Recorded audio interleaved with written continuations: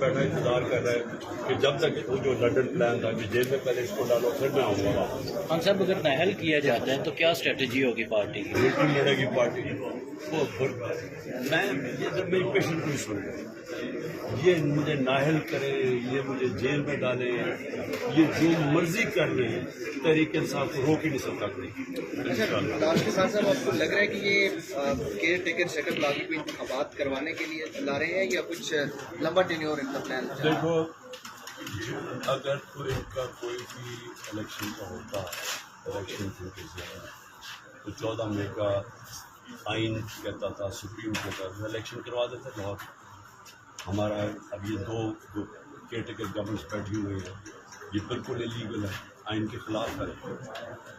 تو یہ دفعہ آئین توڑ دیا، میں یہی کہہ رہا تھا کہ ایک دفعہ آپ نے آئین توڑ دیا تو اب ان کو کیا چیز ہوگی؟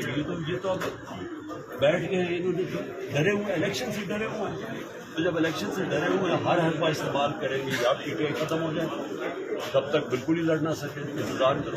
لیکن یہ جتنی انتظار کرتے جا رہے ہیں نفرتیں بڑھتی جا رہی ہیں۔ ابھی بجلی کا بل کون دے گا؟ ابھی پیٹرول ڈیزل بڑھتا جا رہا ہے، آٹا کہاں سے کہاں پہنچ گیا، عام آدمی کے حالات جو ہے، لوگ تو ان سے نفرت کر رہے ہیں۔ تو جو بھی یہ لمبا اسے کریں گے ملک ان کے اگینسٹ لوگوں کی نفرتیں بڑھتی جائیں گی اور پی ٹی آئی بیٹھے بیٹھے اس کا گراف اوپر جاتا جائے گا۔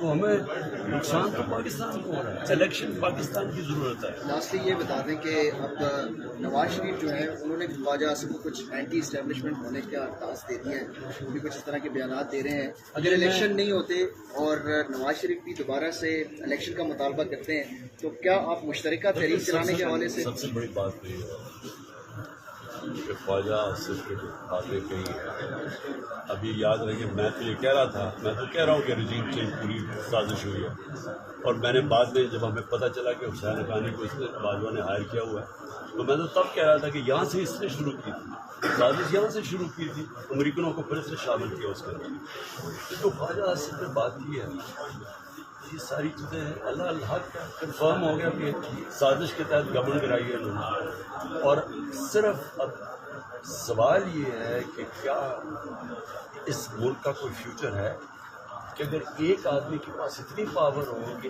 الیکٹڈ گورنمنٹ گرا کے اور چوروں کو اوپر بٹھا دے، وہ ملک کا بڑا گھر کر دے اور اسے پوچھنے والا کوئی نہ ہو؟ کیا کسی ملک کوئی ملک چل سکتا ہے اس طرح؟ سوال تو یہ ہے، کوئی ملک دنیا میں ترقی کر سکتا ہے، اس کی کوئی چانس ہے اوپر جانے کی، جیسے ایک سپر پاور بیٹھی ہوئی ہے، سپر کنگ، وہ جو اندر سے بند کمرے میں جو فیصلہ، اچھا جی اس کو ایکسٹینشن چاہیے شہباز شریف نے